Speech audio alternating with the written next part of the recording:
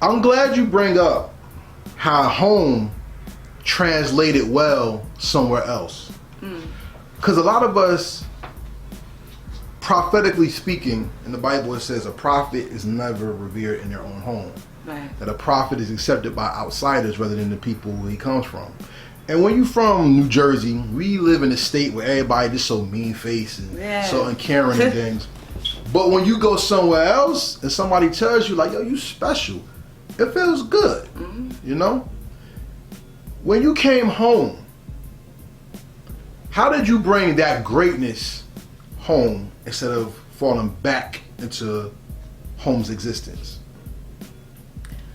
Well, after I left Morgan, I came back to Jersey. I went to Rutgers because I was there. That's what's up. I went to Rutgers because I originally really wanted to go to Rutgers for some reason, and when I didn't get accepted, and when I went to Morgan, and I left Morgan after a year and a half, and I went to Rutgers, it was a very, I had two intentions. My first intention was to go to school, finish school, but I didn't really have a direction, because at the time when I was at Morgan, I was a political science major, because I was very active and I was very, I was a lot more aggressive when it came to politics, and black politics specifically. And that my goal of being at Morgan was to eventually take over DC.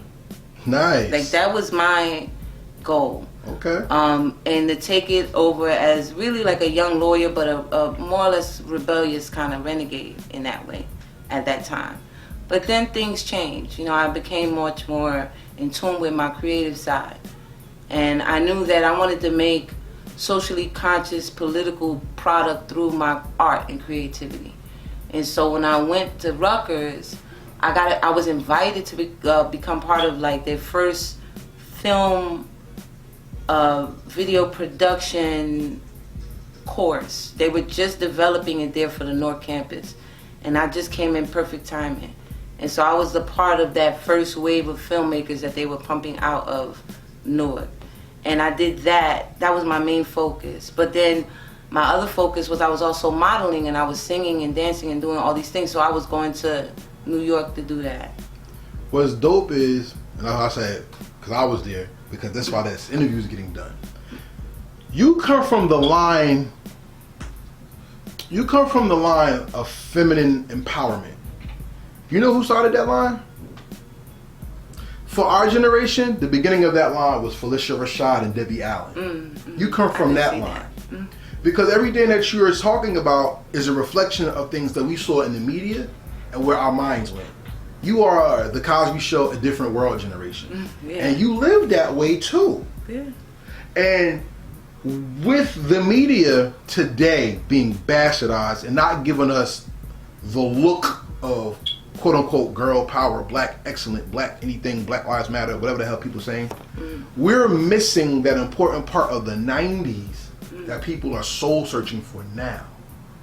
Being a part of that different world generation, I got to see what black girl magic really was. We have friends from Trinidad, Jamaica, Oklahoma, Cali, Nebraska. I met a girl from Canada that was black, and I was like, what? I met a girl at the time. This is before the online and social media was really popping like that. But I mean, to physically meet another black person from Nebraska that I genuinely never imagined, like, black people existing in Nebraska. And to hear her story, it was just like, it transformed my whole outlook. Like, where are the rest of the black people, you know? That was my MO back then, and it still is today. And that's why, even with this interview, I did a lot of research to get ready for you. Because musically, I listened to Lauryn Hill, but physically, I watched A Different World again. And one of the specific episodes from A Different World that made me remember you was in the time when they had Freddie and Kim and all them on there, right? But also they had Will Smith's wife, I think Jada Pinkett Smith was there. And that reminded me of you. She was Lena. Perfectly, yes. That reminded me of you perfectly. And the comedian girl, was her name AJ Johnson? Something I don't remember. Yeah. But well, you can't tell me nothing. I knew I was Lena. I cut my hair like her too when I went to Morgan. So that's what I'm telling you. I looked at that because when all four of those characters came together and they had different personalities, that was college. And nowadays, we focus so much on the debt to graduation ratio that we're forgetting the social emotional development of meeting your own from other places in the world. The culture. Well, see, here's the thing. When I went to Rutgers, it was the most diverse campus in the nation at the time. Yes, it was. It was so many diverse groups of people, racially diverse, culturally diverse, different nationalities, different heritages, that it was still a very open-minded way of being, but there still seemed to be kind of like one consensus of school of thought there. Mm-hmm. Whereas at Morgan, it was so. The Morgan experience gave me a position, a very comfortable position to speak from now, and saying that I'm not confused about my blackness. Mm. Morgan gave me that. Morgan solidified that for me. When other people, when we got black people now marching around or like asking white folks for justice and asking white people to give them definition of self, and I don't do that. I don't get down with that because I know exactly who I am. I know exactly where I came from, and not only do I know who I am, I know who they are too. And I read a lot. Like, you can't tell me, it's not much that anyone can walk up to me and tell me that I'm not going to quickly verify and fact check. Mm-hmm. So Morgan gave me that. No other institution gave me that. And I went to excellent high school, excellent elementary school.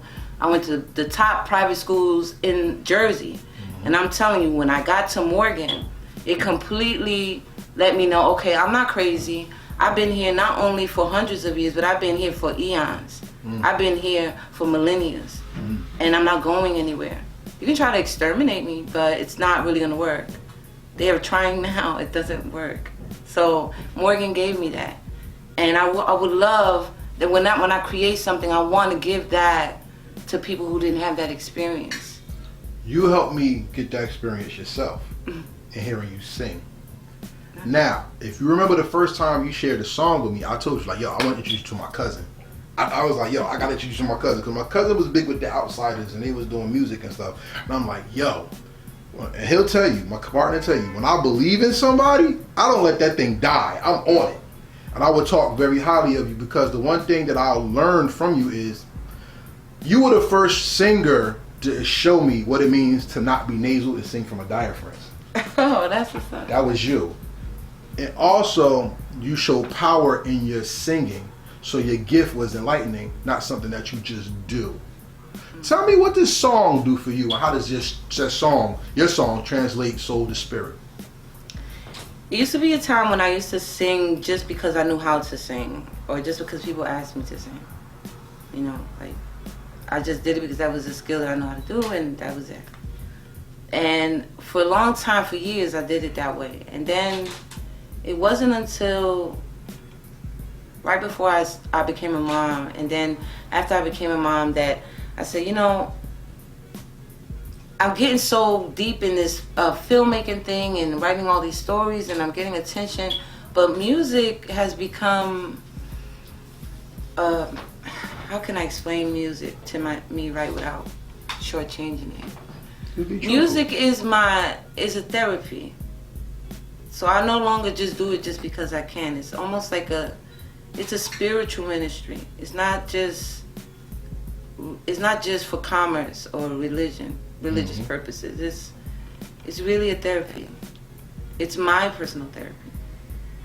I don't go visit. I don't do anything the traditional way. When I sing, it's therapy.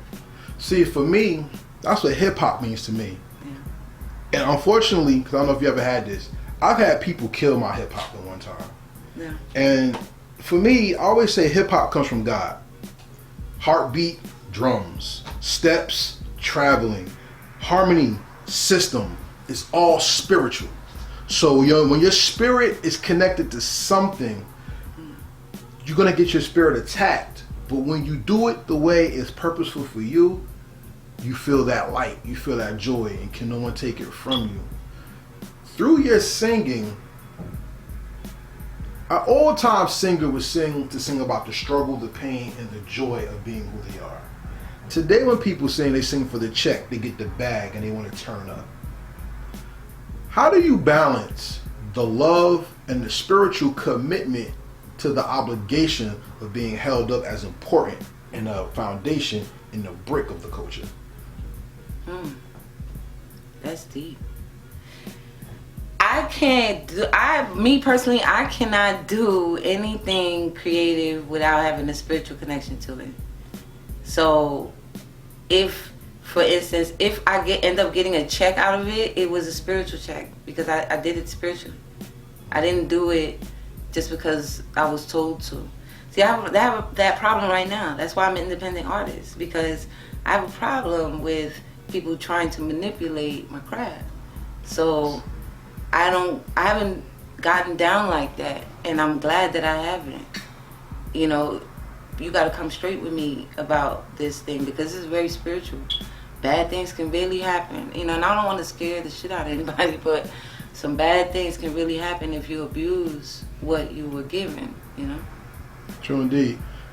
That goes back to what 8Ball, MJG, Too Short, and E40 said back in the day. They said in the South and in the West, they made thousands of dollars selling tapes out the trunk.